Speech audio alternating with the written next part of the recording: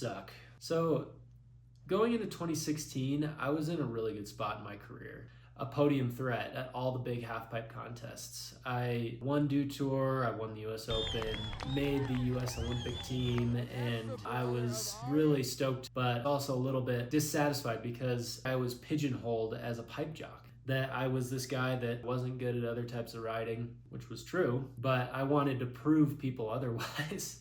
We put this trip together where we went down to Silverton Mountain. We had a group of friends, a filmer, a photographer. We decided to drop into this run called Nightmare, which was just supposed to be another warm-up run. I was just making these arcing turns, not even really going too fast yet, and I dig my toes in on this one toe side turn, and all of a sudden I'm just thrown backwards. Like, what the hell just happened? I just felt this excruciating pain in my right knee. I rolled my pant leg up and I saw clearly that my kneecap was broken. At the hospital, I got the x-rays, and the x-rays showed that I broke it into 6 pieces. Definitely the end of my season.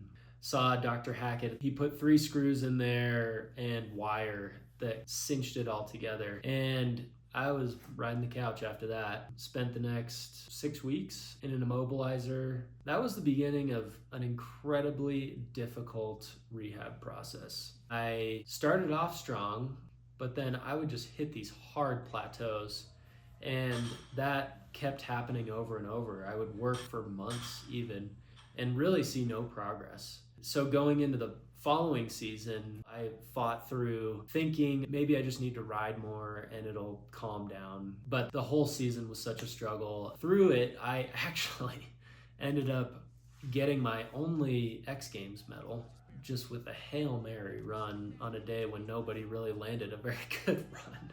That notwithstanding, I remember getting to the end of the season like, thank God that's over.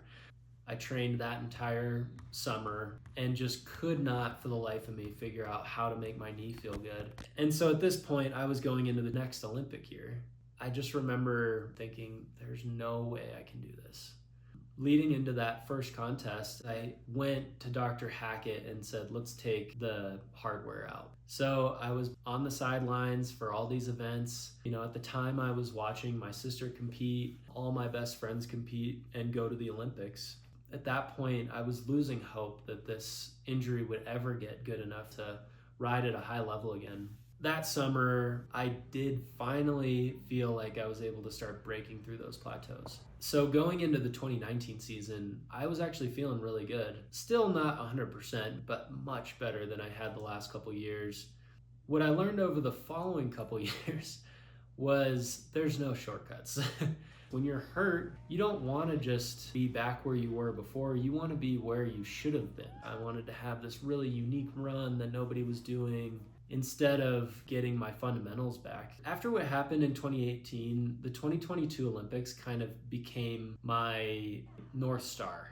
I knew that I could make the team. I had a couple of podiums here and there, but I still hadn't ridden up to the level I was riding before my injury. I put together this combination in the summer that I had dreamt about for years, a double Michael Chuck 1080 into a switch McTwist. It was kind of a unique combination. I didn't know how it was going to score, so it was a bit of a gamble, but I want to make the Olympic team riding the best I've ever ridden. The first event, I ate shit on the first hit. Luckily, I was okay. I shook it off, and I ended up finishing as the top American that day. Dew Tour that year, I ended up landing the run I've been thinking about for years, and that put me on the podium in second place. That clinched my spot on the US Olympic team that year. Going into the Olympics, I felt like on the right day, maybe I could get on the podium there. So I went in with high hopes. You know, in 2014, I fell during qualifying and didn't even make finals. I mean, to get to the Olympics and not even make finals, it's a nightmare. I ended up making the final. Then I remember I did not sleep for 3 days. I was so freaking nervous. So I just went through the motions. You know, practice was a little rough. As I was dropping in for my first run, I just said, I'm just gonna let it go. I dropped in, one of the biggest McTwists I've ever done. Big front 12, got a little loose, double chuck 10, perfect landing. And right here, I was like so relieved. That landing is the hardest part of my run for sure. Into the switch McTwist, biggest one I've ever done. Into the cab 1080. I remember in the air, I was like, I got it. And I let go of the grab. And I kind of threw off the spin a little bit. So I kind of landed a little deep, but I landed it.